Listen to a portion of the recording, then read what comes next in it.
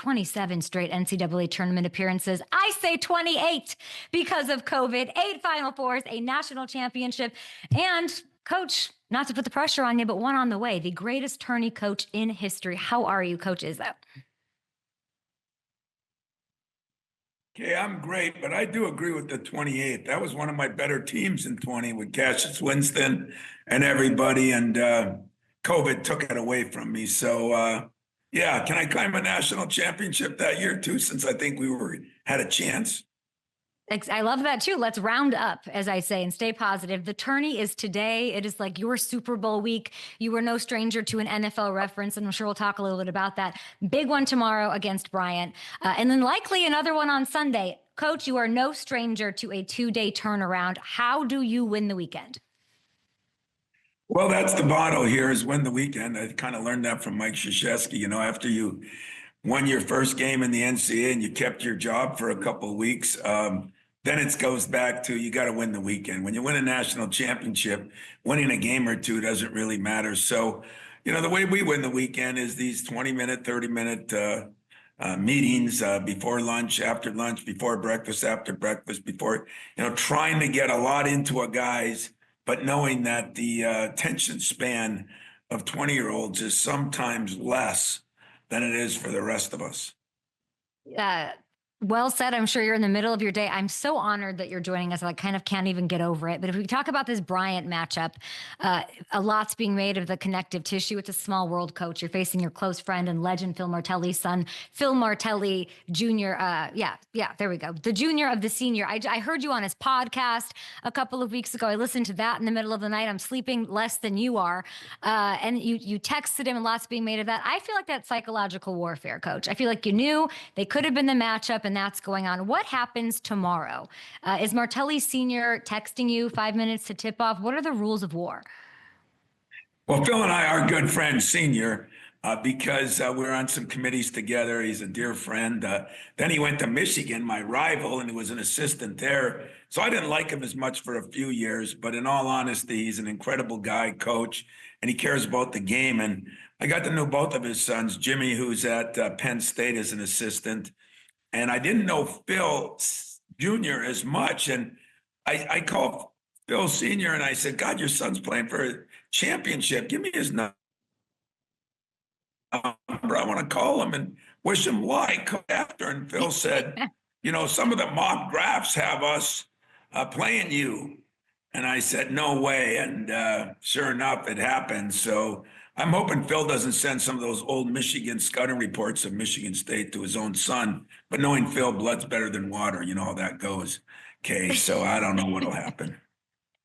I think I know what'll happen, and I'm excited to watch it all go down here at the best part of the year for any college hoops fan. I've heard you say that this whole season was about getting back to basics effectively, and you really meant that. You took your team in preseason back to Northern Michigan. You showed them around. What did that experience mean to you personally? Well, you know my buddy Mooch, because you worked with him a little bit at the NFL Network, and you know, Mariucci and I, we lived in a trailer park for a couple of years. You know, we were slumlords and all these things. And I think kids, you know, they see what happens now and they don't realize there was a journey and a process.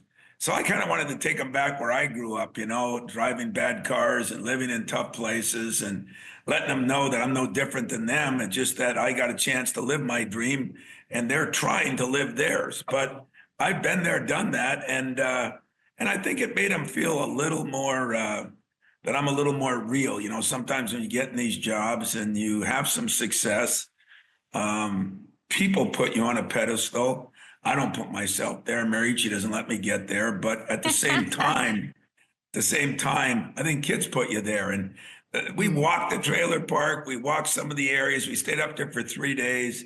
We went to Spain. We went to a football game, went to some basketball games with the Pistons, the Tiger games. We just tried to do more things with our players because this day and age where everybody's moving, I think still, at least in my program, relationships matter. And I'm going to try to keep it that way as long as I can. You are a human is what you're saying. And it's good to show people that and to be as genuine as you are. You're emotional at certain times. You had this clip, I don't know if you know that it went absolutely viral, where, you're talking about being happy. You heard a lot of parents over your 3 decades and players say, you're never happy. And you said, you're damn right. And that went viral. Why do you think that went viral in this day and age? Because people hate confrontation now. They hate holding people accountable. Everybody looks at it as a negative. And I look at it as I got guys that want to do two things, hopefully three. Hopefully they want to graduate. And I say that honestly, and I have really good students. But we all know they want to be NBA players. And we all know, I got managers, Kay, that want to be NBA players. I mean, everybody wants to be, I want to be an NBA player. But the other thing is, they do want to win championships. Well, to do either one of those things, how can you be satisfied? Every day you get up, you got more work to do, because there's only like 1% of the world becomes an NBA player each year. And then there's only less than that become a national champ. So if your goals are to get there, and I'm happier more than you think. I mean, at least once or twice a month. And I really believe that my job is to push guys farther than they can be pushed. And that includes myself and my staff. So that's the nature of the beast when you're trying to do something that very few people ever get to do. Tom Crean told me the other day, he was nice enough to come on the show. He said that you're not happy unless you're unhappy. Yeah, he was at the root of some of that, but listen, who's calling the kettle black? I mean, he wasn't the most joyful guy either, I mean, I think you're joyful, Coach. I've seen you crying at senior day. I've seen you, become a dad on the sideline, watching your son sink 2 free throws. I feel like you have a very soft side. I feel like you are happy. I wanted you to either walk that back or double down on it. Well, you know what? You're right. I really am. I mean, it's kind of a joke. It means you're always pushing. But man, if I wasn't happy, I wouldn't do this job. It's too many hours not to be happy. So you are right about that. Excuse me. But there is a lot of pushing in this job, and Tom Crean helped me push it. I mean, that's when we built our culture back then. And we had some great guys on our staff then. And, every one of them went on to, some are in pro ball now, some are in college. But I tell you, Kay, it's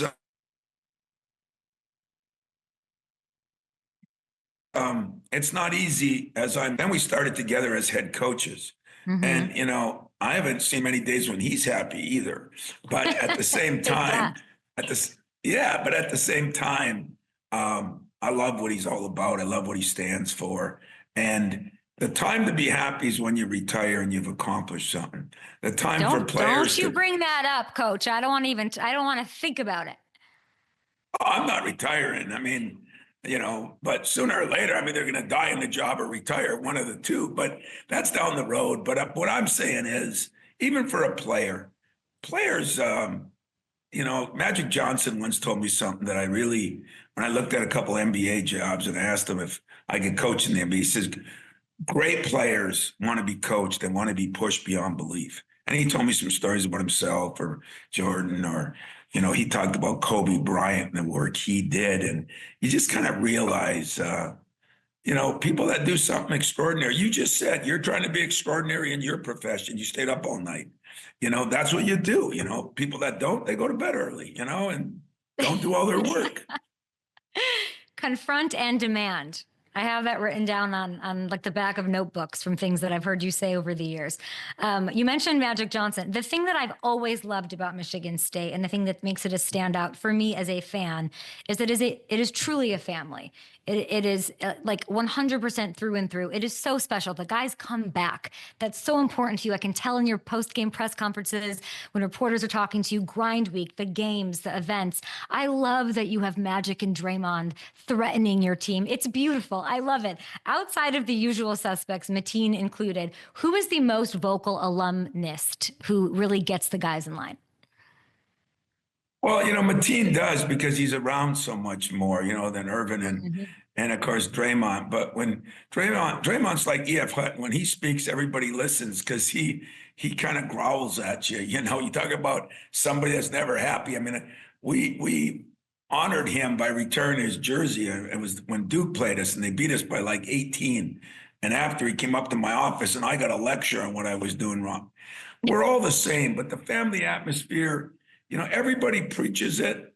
I think we live it. And I say that, and it's because Magic Mateen, Steve Smith, who's around a lot too. He comes up from Atlanta, and of course Draymond and a lot of other guys. I mean, when it gets to be March around here, just had a call today from a kid who's playing in Hungary. You know, it's just they get excited about it. They know what goes on in March. They know what to expect, and it's been fun. It's been a fun run. I hope I get to play a few more weeks this year. You mentioned a kid from Hungary. You've got a kid from Poland playing as well in Szymon Zapala. You've got Frankie Fiddler. I watched in the middle of the night, I watched, you know, your thoughts on the transfer portal, well documented. There was a moment before senior day at a practice when a great reporter asked you, what is it like that your seniors picked you? They can go anywhere because of the new rules or the lack of rules, as you might put it. They picked you. They know. And everyone knows in any living room, any recruiting, you want to play in the tournament, you come here and we'll go. And I felt like in that moment, it like resonated with you in a bit of a different way. Have you thought about that more going into tomorrow's action? Well, you do your homework. You're watching a lot of tape if you're watching some of the goofy reporters that follow me around. So hats off to you. But, you know, it is a privilege. I mean, I look at it as a privilege. They could go anywhere. I look at it as a privilege. Jace Richardson's here when his father played here. And, you know, that's the ultimate compliment because everybody wants more for their kids than they do for themselves. And, yeah, so I look back on that. I don't spend a lot of time on it because then it'll get me sentimental and it'll not let me do my job. That's for always when it's over. That's why senior night's so important.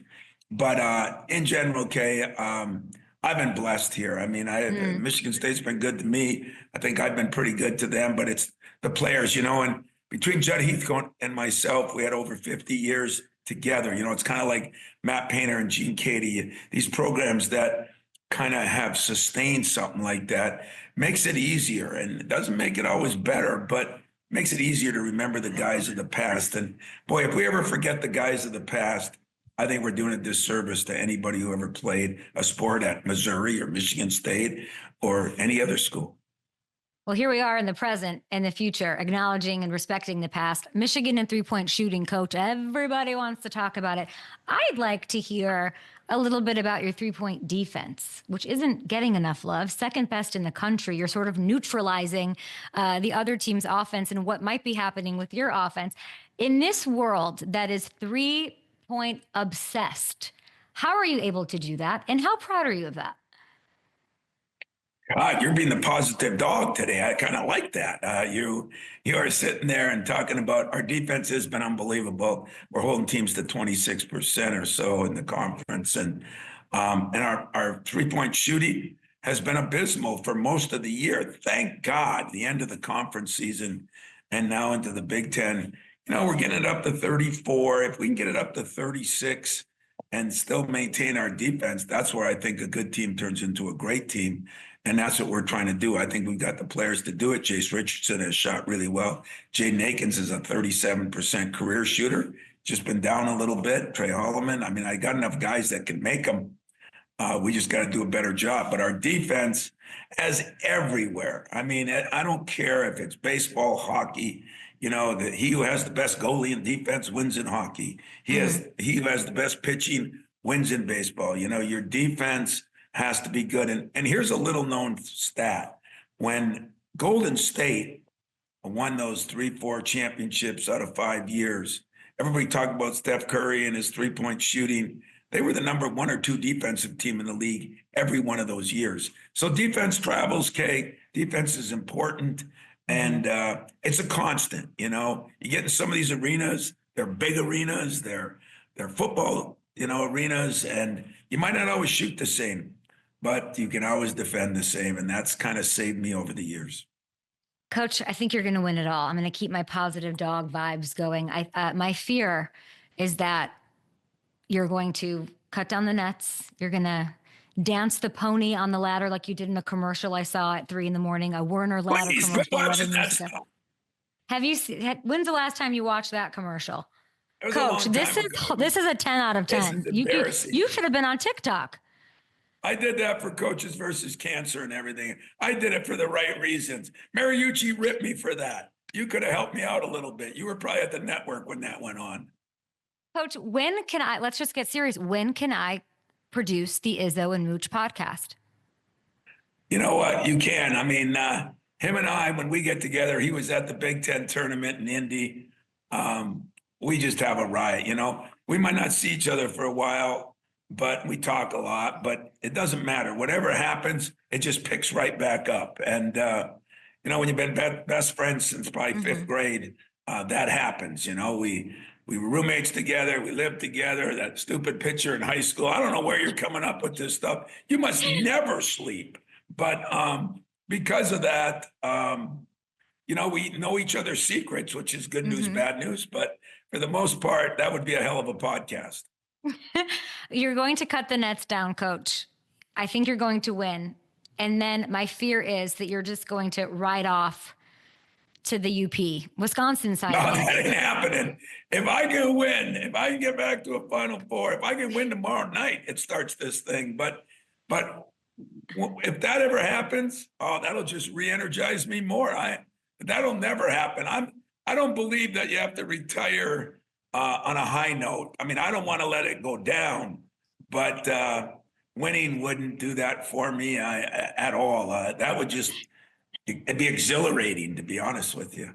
So if you win, you're going for the back-to-back. Let's go. Coach, let's go. Let's go. Love it. I appreciate the time. I don't even know what to say. I don't even know what to say. You're the absolute best. I appreciate the time so much. And Mooch, who I'm sure had a thing or two to do with you appearing on my program today. So big thanks to him. And we'll launch that podcast after you win a title. Well, I appreciate it. I'm just trying to win that Bryant game, but I appreciate your confidence. It's been fun to be on, and you take care. And maybe one of these days we'll get me and Mooch on together and reminisce about, you know, old times. I would absolutely love that. There's a harder line of questioning about you going from being a Packers fan to a Lions fan, but I'd let you off easy because you've got things to deal with, Coach. No, I still like the Packers. I mean, I still pull. Yeah, you know, I still pull for them. I thought what's funnier, Kay, is when Mariucci and I were honored in Iron Mountain and he was with the 49ers and all the Packer fans up there booed him. I mean, we were in the parade and I had to protect him. But you know, those Packer fans they're crazy, and there's a lot of them in the UP. I don't know. I mean, you're a guy who stands for loyalty. The fact that you transfer portaled yourself out of Green Bay into Detroit I don't know if that really resonates with your whole vibe, Coach. You know what I'm trying to do? I'm trying to stay in the times. I got to adjust a little bit. You know, I just got to tweak it a little bit. Doesn't mean that I've lost all my loyalty, but when in Rome, do like the Romans, and I'm in Michigan, so I gotta. There we go. I still got my cheese head, but I just kind of keep it at bay. And get that dancing ready on that ladder. By the way, I have such a weird question. Last one for you. These are kind of thoughts that I have. What is your relationship with ladders? Like, if you have to put the star on the Christmas tree, are you getting on the ladder, or is that sacred to you because of what March Madness means? You know, it's funny. When I was growing up, when I was 12 years old, I started working for my father. And my father had a company that put awnings and windows and things like that up. So I used to have to climb up ladders, you know, 4 or 5 stories, and never was afraid of heights thanks to that. I didn't think, you know, climbing up to that rim would be no problem. If I could do that again, that would be the ultimate. You've been doing it over and over and over, and we wish you luck, Coach. Thank you. And go take care of action with Bryant and send your good friend's son home. Sorry. Well, I appreciate that. If we get through that, maybe we'll have Mooch with us sometime. But thank you, Kay, and take care, and I'll talk to you soon. Thank you. And sorry to Mooch for getting booed by those Packers fans. Wow. The draft is, of course, in Green Bay. Huge thanks to Coach Tom Izzo for joining us. Yeah, him climbing ladders and fixing lights is what I think about. That's me right there.